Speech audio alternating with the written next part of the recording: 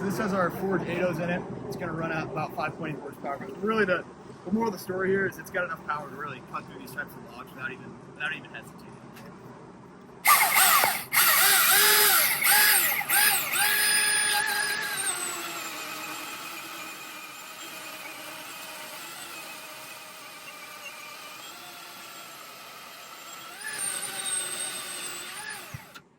Yeah, so not even a hesitation, absolutely blast through, like in a total game changer to be able to leverage this saw and all of these solutions all on the M18 platform.